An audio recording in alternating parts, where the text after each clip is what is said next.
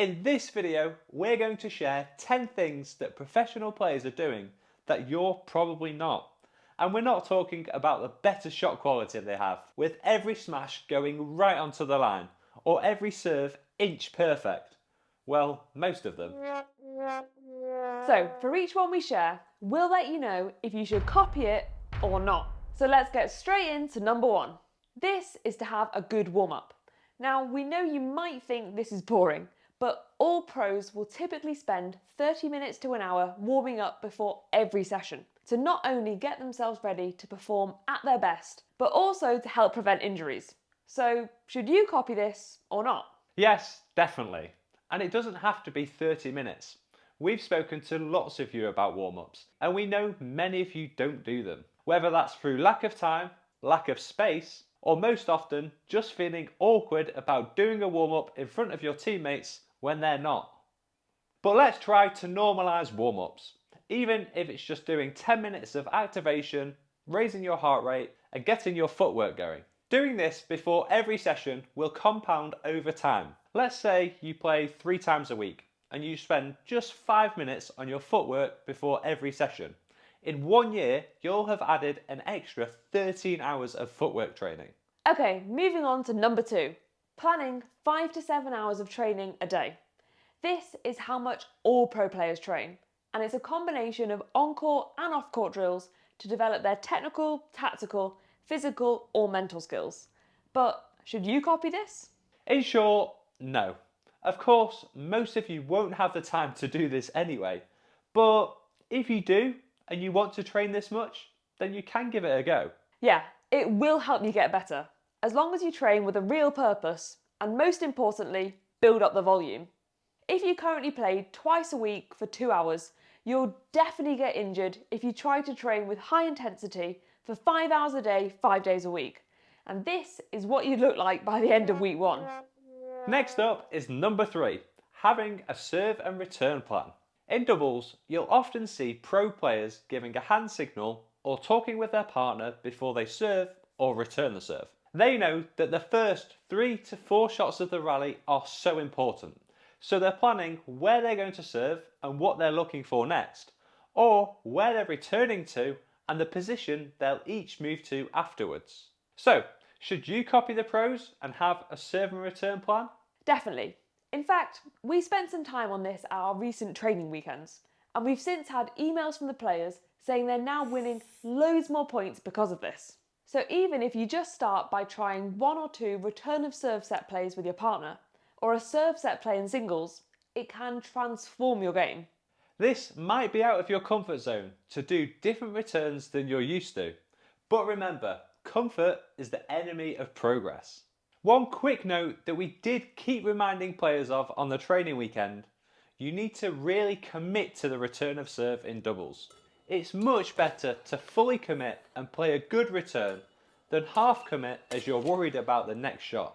And if you want to know the best return of serve set plays that you can use in doubles, then we'll link that in the description below. Moving on to number 4, and this is that you'll often notice how the pros press or move forwards towards the net. They do this when they see their opponents can't play a good downwards shot, and it enables the pros to take the shuttle earlier and play better shots. But pros are obviously highly skilled at reading the game, and they have the explosive speed to move back if they get lifted. So should you copy this or not? Yes, you should, but there's 2 caveats here. One is that you shouldn't do this if your opponent lifts everything, and 2 is that if your footwork moving backwards is not good, then we'd recommend improving this first. Now, don't worry if you're not the quickest player. This isn't about sprinting forwards to the net. It's about edging forwards with your racket up, as your opponent can't hit it downwards. Exactly. Now let's move on to number 5, and this is that pros use a lot of deceptive shots. For example, we did some research and found that 35% of their lifts have some form of deception. This is to keep their opponents guessing and either make them take it late or send them in the complete wrong direction. So, should you copy the pros and use deceptive shots too? Well, we're going to say no, unless you've already got a good technique. Without that, most deceptive shots can end up as mishits or cheap, easy points for your opponent. And whilst we absolutely love deceptive shots, Greg maybe more than most, we generally recommend prioritising that good technique first and then adding deception into your game later. Number 6 is adding variations. And this is something the best players in the world do so well. Whether that's hitting their pushes to the tram lines or to the middle, rather than just in front of their opponent, or adding in slices or stop drops, rather than only using a basic drop. So, should you be copying this? Yeah, definitely. Adding these small variations makes your game so much harder to read, and you don't need to hit everything perfectly. Just changing the placement or speed of your shots is enough to make your opponent's move that little bit more, create uncertainty, and often give you the advantage. Now, swinging on to number 7, which is that pros aren't swinging their rackets that much in certain shots. In areas like defence, lifts, reactive drives, and net kills, pros use a short swing. This helps them take it earlier, as if you have a big swing, you're going to let the shuttle drop a little bit more whilst you're doing this big swing. On the other hand, having a short swing means you use your fingers and forearm, rather than your entire arm, where a lot more can go wrong. So, should you copy this? We would say yes, as this is optimal for the reasons Jenny's explained. But it can take lots of practice to be able to play powerful shots with this technique. So get practicing. And by the way, if you're enjoying this video and want to see a part 2, then leave a racket emoji in the comments below. Moving on to number 8, and this is that pros often try to disrupt the momentum of the match, whether that's by taking their time in between the rally, talking with their partner in doubles, changing the shuttle frequently, or toweling down. They do this to reset, break their opponent's rhythm, and give themselves the best chance of getting the momentum back. And often, it works. So, should you copy this too? Well, we don't think so, no. Of course, it can work, but for non-pros, taking too long in between points and then running out of precious court time, or changing a near-perfect shuttle every other rally just to get a small break, you're going to annoy a lot of people. But if you're in a competitive match, we would still recommend taking just 5 seconds to have a quick chat between points to discuss your serve and returns or give yourself time to reset. Just try to avoid spending too long. Okay, next up is number 9, and this is the string setup that pros often have. Pros usually have a thin string combined with a tight tension, sometimes as high as 35 pounds. This gives them more control, feel, and repulsion off the string bed, which is great. So, should everyone copy this? Well, no, definitely not. A higher tension means there's a smaller sweet spot. So you need to have good technique and timing to be able to hit here every time. So this is why a higher tension is more suited towards advanced players. Plus, if you're not hitting that smaller sweet spot consistently, these tighter strings are much less forgiving. So you're actually also more likely to get injured. Yeah, and a third reason as to why you shouldn't necessarily copy this string setup is that if you're not consistently timing your shots well, you're going to break a lot of strings.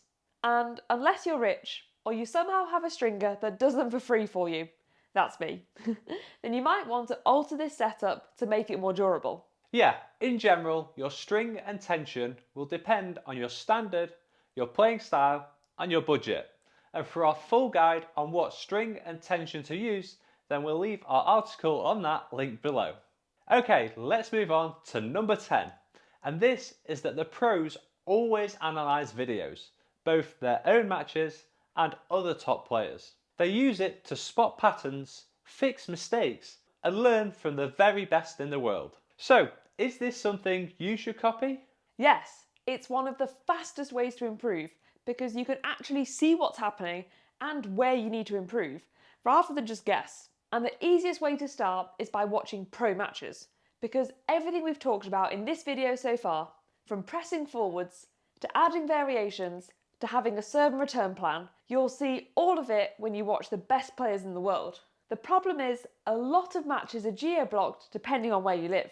But that's where today's sponsor, Surfshark VPN, makes it simple. With Surfshark, you can change your virtual location to unlock matches from anywhere in the world. So no matter where you are, you'll have access to unlimited live badminton. Yeah, but it's not just badminton. Surfshark works for unlocking TV shows and streaming services in different countries. Plus, one account works on unlimited devices. So Jenny can have one match up on her laptop and I can have another match up on my phone. We told you you can get unlimited badminton.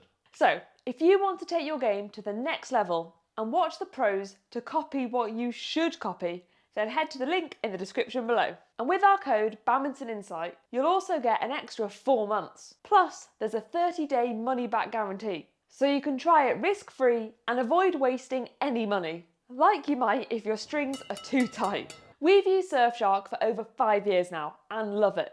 So yeah, check it out in the description below. We hope you found this video insightful. Don't forget to leave a racket emoji in the comments below if you want a part 2. And whilst you're there, smash the subscribe button and turn the notification bell on so you don't miss our next video. Bye.